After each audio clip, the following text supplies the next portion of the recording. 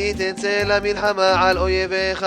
Deux poids, deux mesures, une expression extrêmement célèbre qui trouve son origine à la fin de notre Sidra, la Sidra de Kitetse, Sidra qui contient 74 commandements, très grand nombre de commandements, sur les 613 que compte la Torah,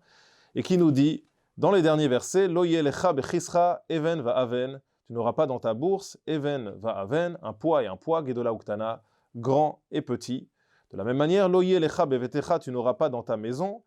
Efa ve Efa, une mesure et une mesure, Gedola Uktana, grande et petite. Mais c'est au contraire, Even, Shelema va Tzedek Yelach, un poids tout à fait juste, plein, authentique Yelach que tu auras, et Shelema va Tzedek Yelach, une mesure pleine et entière, afin que ton existence se prolonge sur la terre que ton Dieu t'a donnée. Ki toavat Hashem Elokecha, kol ose ele, kol ose avel. Et la Torah d'insister, en employant des mots extrêmement durs, à l'égard de celui qui s'adonnerait à de tels comportements,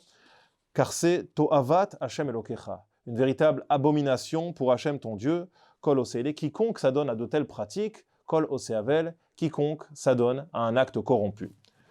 Vous l'aurez remarqué, dans son dernier verset, la Torah non seulement insiste de manière extrêmement lourde sur les conséquences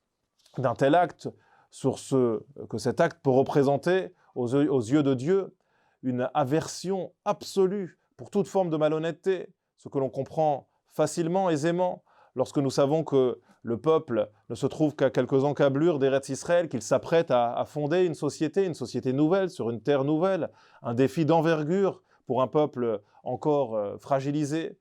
et qui a besoin de développer des rapports de confiance entre les hommes, bien sûr des rapports de confiance également avec Dieu, des rapports de confiance qui passent par une honnêteté à toute épreuve, et notamment dans les rapports commerciaux. Mais la Torah, vous l'aurez remarqué, se livre à une redondance dans ce dernier verset, puisqu'elle nous dit que c'est une abomination pour Dieu, kol oseele, quiconque s'adonnerait à de telles pratiques, et la Torah de rajouter quiconque commettrait une iniquité. Cette redondance n'a pas échappé au célèbre Ktav Sofer, le fils du Khatam Sofer, le Rav Avraham Shmuel Binyamin Sofer,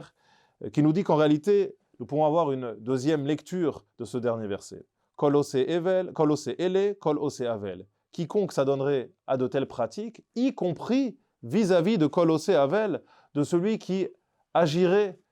avec une certaine forme d'iniquité. Effectivement, je m'explique, nous aurions pu imaginer que la Torah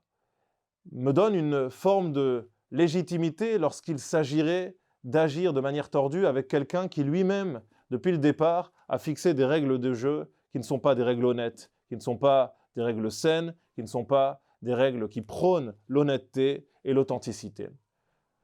Effectivement, quoi de plus normal, quoi de plus logique pour une personne que de chercher à se protéger, à protéger son entourage, à protéger sa parnassa, à protéger ses revenus, ses intérêts dans une affaire, lorsque la personne qui se trouve en face de lui, eh bien, essaye d'abuser de sa confiance. Et d'ailleurs, le roi David lui-même nous dit que, dans certaines circonstances, lorsque la personne qui se trouve en face de nous agit de manière tordue, nous avons un